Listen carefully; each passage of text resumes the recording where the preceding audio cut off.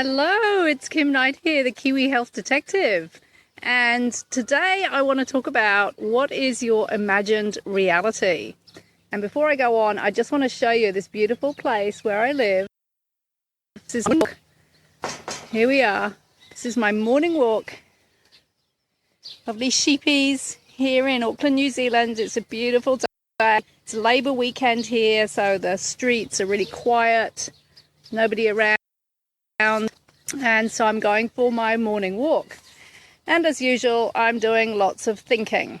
Now, I've spent the last 16 years really learning how to master emotions, how to become aware of what I'm feeling, how to notice where those feelings are located in my body, how to clear those emotions and feelings, because those feelings can create huge disturbance, including significant illness.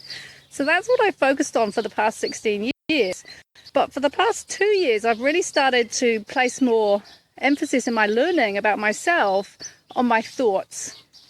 And, you know, it's pretty horrific what is turning up in my thoughts and what has been running my thoughts my whole life. I'm not sure if you're aware that we have around 6,000 thoughts that go through our mind every day. And recently I've just started reading the book, A Course in Miracles, which was sitting on my bookshelf for literally, I think maybe 10, 15 years, and I just wasn't ready to read it. And then a couple of weeks ago I thought, I'm going to pick that book up again and I'm going to see if I'm ready to read it. And I am. And I'm really excited because Course in Miracles is all about learning to strip back the unreal and come back to what is real, what is the truth. I'll just let that car go past.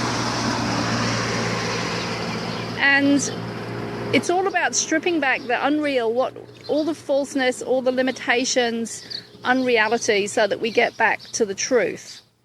And the lesson that I was on yesterday, because they are daily lessons, they're very short, sweet lessons, very easy to do each day. And the lesson yesterday was all thoughts are, oh gosh, can't remember what it was. I'll come back to it in a minute, but the thing is, we either have positive or negative, excuse that noise, we either have positive or negative thoughts, and either a thought will lead to fear or a thought will lead to love, and it'll be one or the other. Oh, I know what it was. There are no neutral thoughts. There are no neutral thoughts. They either lead to positivity or negativity or love or fear.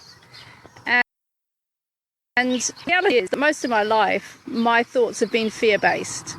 And they've been what I call pessimistic as opposed to optimistic. And what I call the worst-case scenario as a best scenario. And I don't know if you can relate to this, but it's go on in the mind of like the worst possible thing that can happen. And of course, our thoughts lead to our reality. And I was watching a video recently by Bob Proctor, who is a huge guru on how to, change your mind, change your life. And he calls this imagined reality, because what we imagine turns into reality. So what have you been imagining all your life, and is it turning into your reality? And you've only got to look around you and see, well, what is turning up in your life is the result of your thoughts. So this is a big thing for me right now. It's about really learning to notice what I'm thinking. And that requires a lot of awareness, because so many of these thoughts, they just go on unconsciously. We're just thinking, but we don't really notice what we're thinking. But those thoughts are having an effect. And I remember about 15, 20 years ago reading this amazing book. I wish I could remember the title. I gave it away. But the essence of the story was this lady had a near-death experience. Sorry, I'm getting bitten by mosquitoes. This lady had a near-death experience, and as she was in this state of near-death, she noticed these bubbles forming around her, and she couldn't work out what they were initially. And then she suddenly realized what they were, and she was in this other realm, if you like, and then she realized these bubbles were her thoughts. And so she started playing with these thoughts, and she started building like a little thought car or a thought house.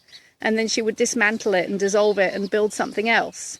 And what that experience taught her was thoughts are real. Even though we think we're just thinking a thought and that it's not having any effect, every thought is having an effect. And so we need to learn to really master our thoughts and choose our thoughts. And if there's resistance around believing the thought that we're having, then we need to work out why that is and clear that. But we still need to focus on mastering our thoughts. So that's my little musing for today on my walk. And I'll see you again soon.